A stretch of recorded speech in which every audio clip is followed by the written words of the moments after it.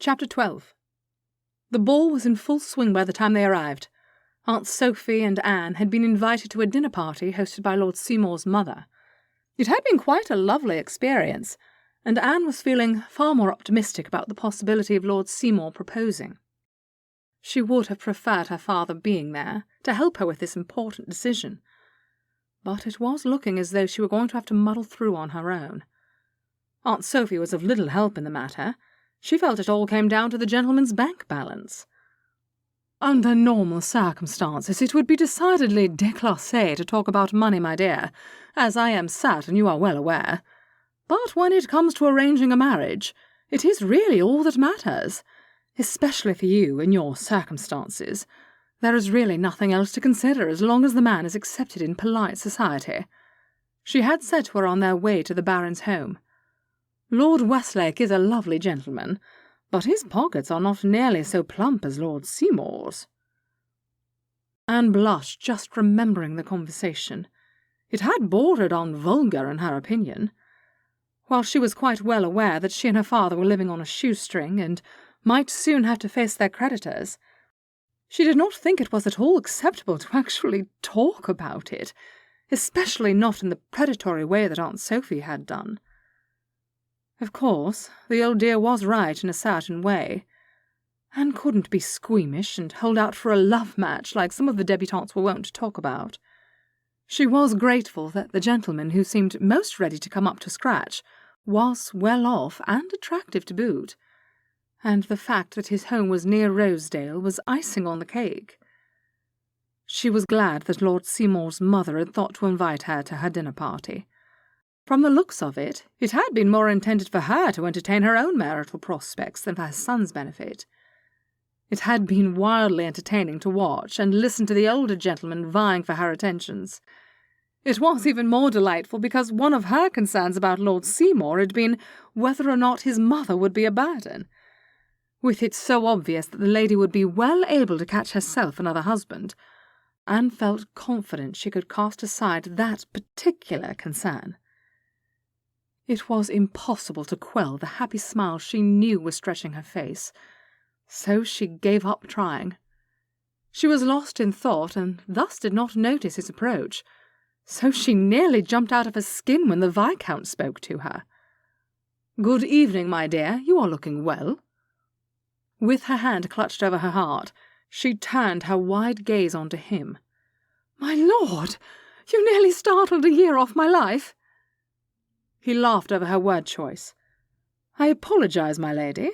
I didn't know you would not be expecting someone to speak to you in this crowd of people." Anne's scalp itched from the heat of embarrassment that climbed into her face at his teasing. "I was wool-gathering, my lord, and did not notice you. Please forgive my inattention." "There is nothing to forgive, but I was wondering if I could have a private word with you." She raised her eyebrows in question at him. "Is that really necessary, my lord?" "I have something I need to tell you, and it is not something I think you would want to hear in public view." She searched his gaze, trying to read his thoughts, but all she saw was his kind, patient smile. Tucking her hand into his elbow, she returned his smile. "Very well, my lord. Lead on." The Viscount led her out onto the terrace through a set of French doors that had been left open to allow for some air. It wasn't completely appropriate, but it would not ruin her to be found there. She did not demur. "Are you having a good evening, my lord?" she asked, unsure why she wanted to put off hearing whatever he had to say. "Not particularly," he grumbled. "There is a harpy here who has been pursuing me for more than one season. It seems she is determined that now is the time for me to come up to scratch. Little does she know that I have absolutely no desire to be aligned with her. While the thought of getting leg-shackled is repellent in theory, considering marriage to her is downright repugnant." Anne couldn't help laughing over his words. "What is so very awful about her? And do I know her? Because your description puts me very much of a mind to make her acquaintance." "Now you are just being vindictive," he said, mock outrage in his voice, causing another gurgle of laughter to bubble to her lips. Please, my lord, you must tell me. I shall perish from the curiosity if you do not. I cannot, as a gentleman, impugn her by telling you her name, after I told you what I really thought of her. Anne continued to grin. Your ideas of gentlemanly conduct amuse me, my lord. If you were truly a gentleman, you would never have said the slanderous words in the first place. Now you're the one being a harpy, the Viscount said, but belied his words as he joined her in laughter. All right, then. Never mind about her. What did you have to tell me? Is it something about my father? Her nerves made her reach out and take hold of his hand without even realizing it. She was surprised when he patted her hand, obviously in an effort to offer her comfort. She made to pull back her hand, but he tightened his grip, so she left it in his grasp, enjoying the thrill that shivered up her spine at the contact and almost forgetting the question she had asked. Yes, it is about your father. Is he all right? I just received his letter telling me not to worry 2 days ago. Has he been hurt worse than we thought? Hush now, my lady. Do not get yourself into a taking. His injuries were not any worse than we have been led to believe. In fact, I suspect they were not serious at all.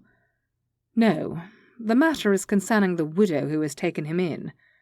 It seems she is not the matronly type of widow we might have imagined.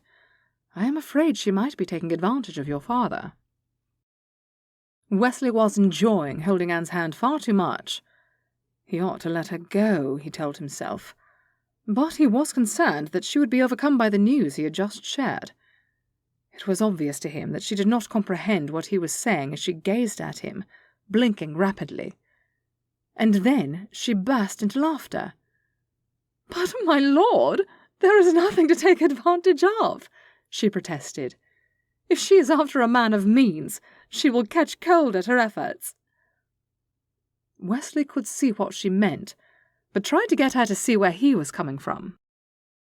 "But, my lady, how will you feel if your father was to remarry?"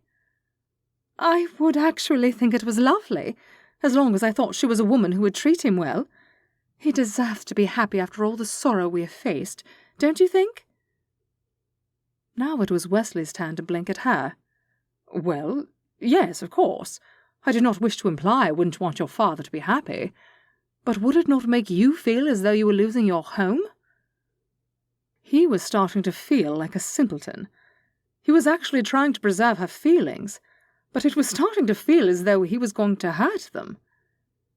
He saw her tilt her head as though she was studying him, and he wondered what she might see.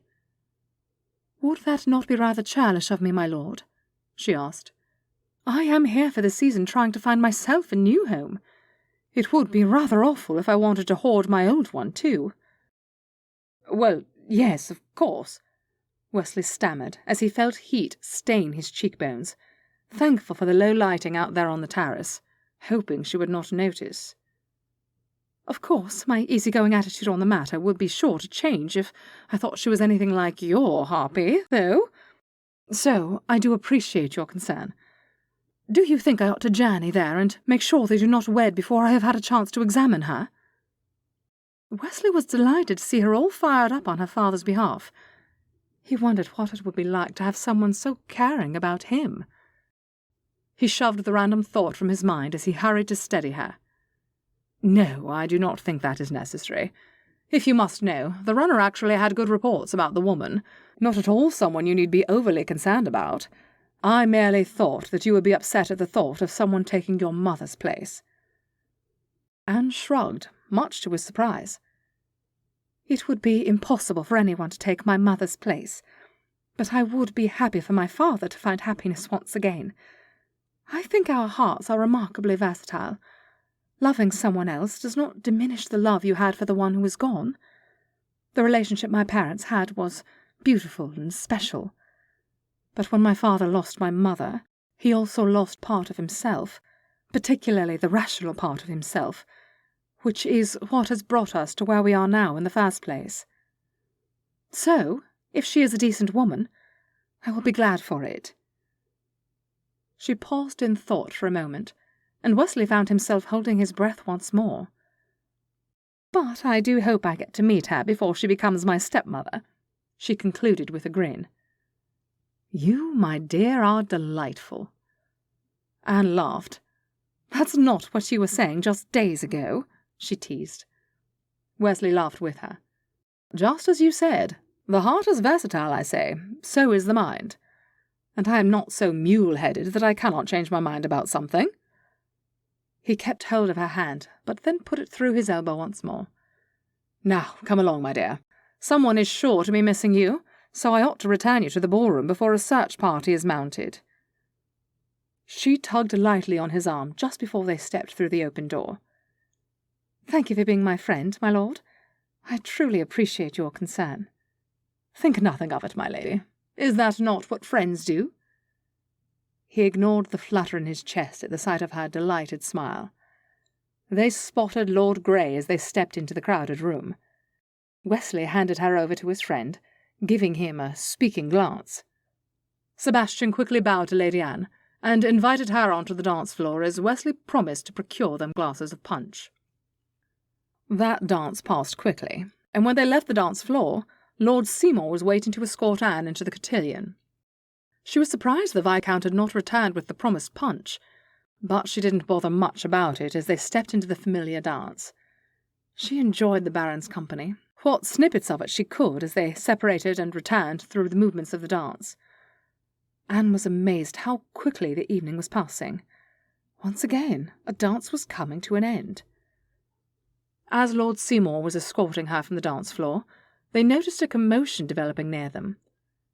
The Baron tried to steer her away from an ill-bred scene, but Anne could hear Lord Dunbar's voice in the skirmish, and ignored the Baron's pressure on her arm. She wound her way through the gathering crowd with the Baron on her heels. Anne felt the blood draining from her head when she realized what was happening. This must be Dunbar's harpy, she thought faintly, as she wondered desperately what she should do. The young woman would be quite lovely if her features were not screwed up into a shrewish pout, Anne thought, almost dispassionately, as she heard what the girl was saying to a man who could only be her father. "He took advantage of me, Papa. Now you must do something about it." The poor man looked as though he had been backed into a corner, and had no acceptable way out. He looked suitably horrified, but it was unclear if it were directed at the Viscount or his daughter, as his gaze went back and forth between Dunbar and the harpy. "My dear, perhaps this is a conversation more suited to privacy," he began. "No, this needs to be dealt with now. Privacy will not help." "Not help you trap Dunbar, you mean?" Anne thought as she wrinkled her nose at the ill-bred scene playing out before her. Lord Seymour had his hand on her elbow, obviously still eager to steer her away from witnessing whatever was to take place. "My lady, I do not think your aunt would wish you to be a party to this."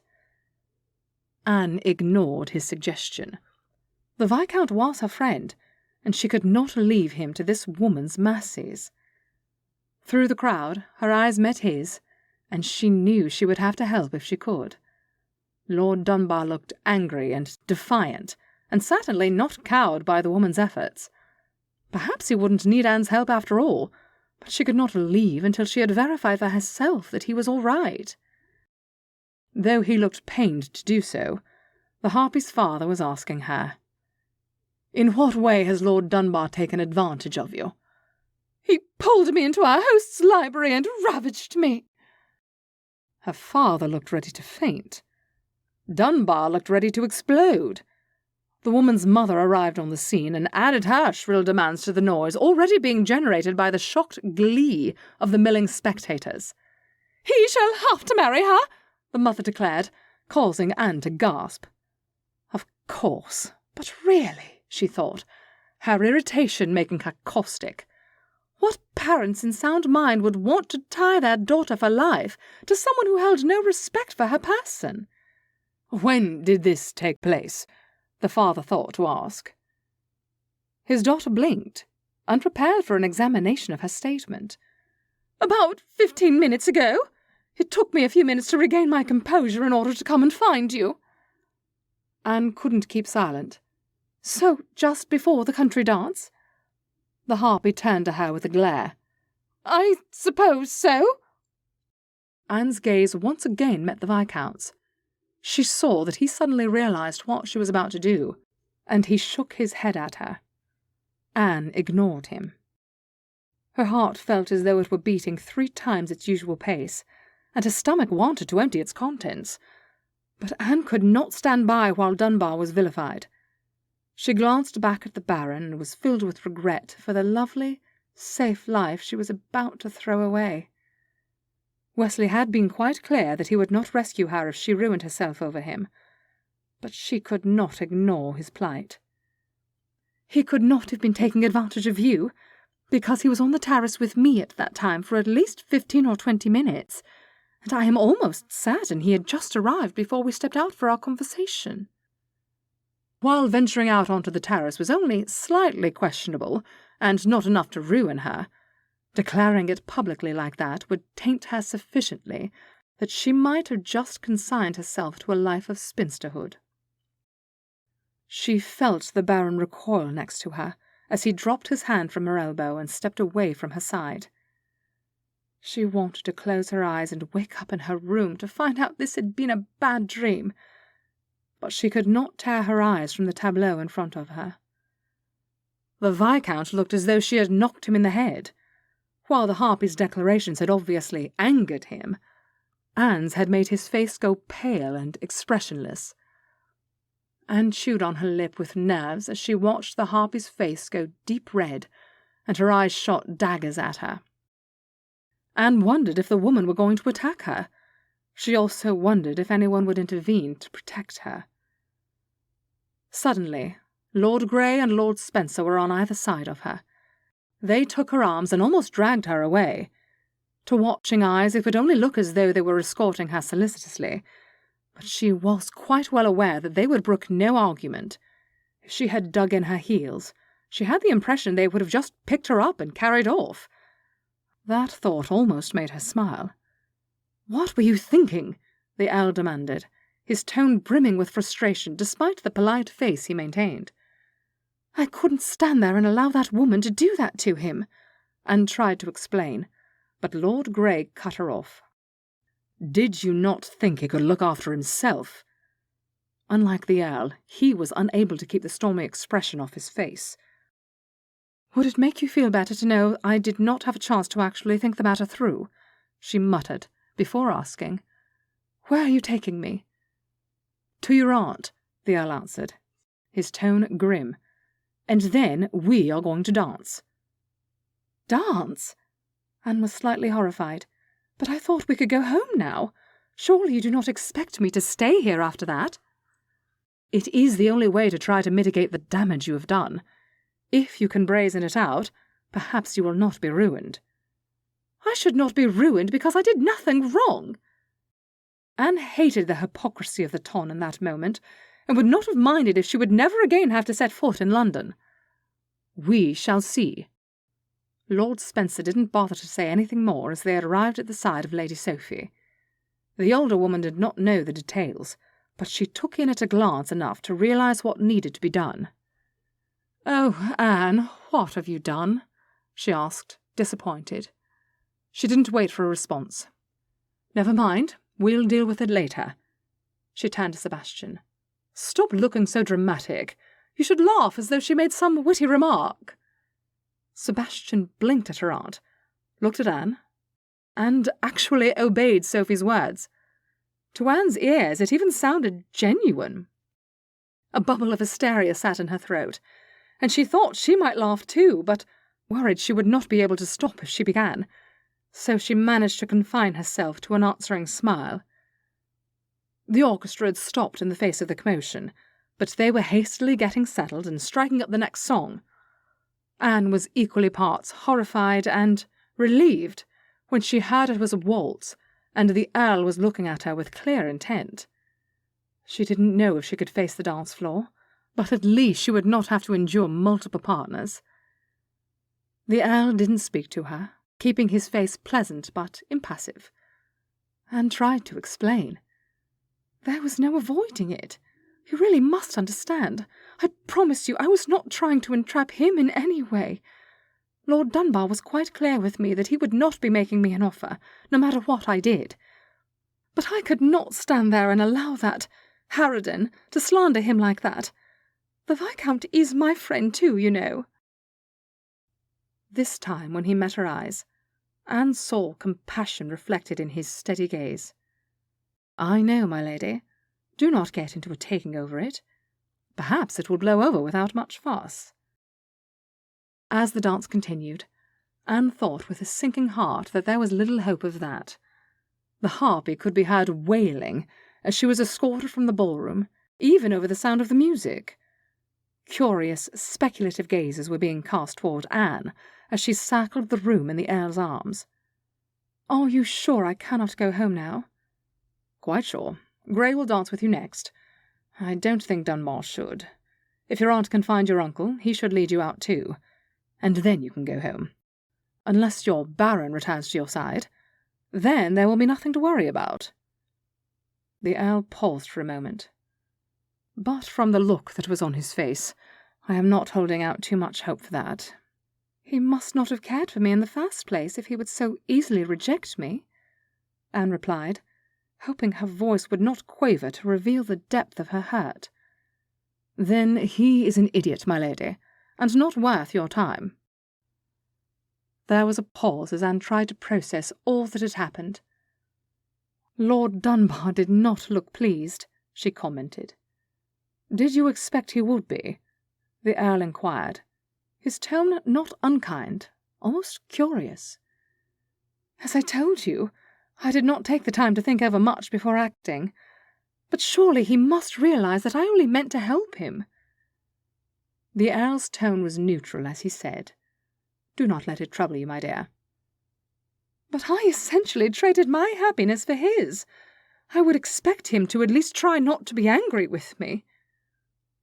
Finally, the Earl dropped his serious mien and chuckled, drawing a few eyes their way, but not in a censorious way, much to Anne's relief.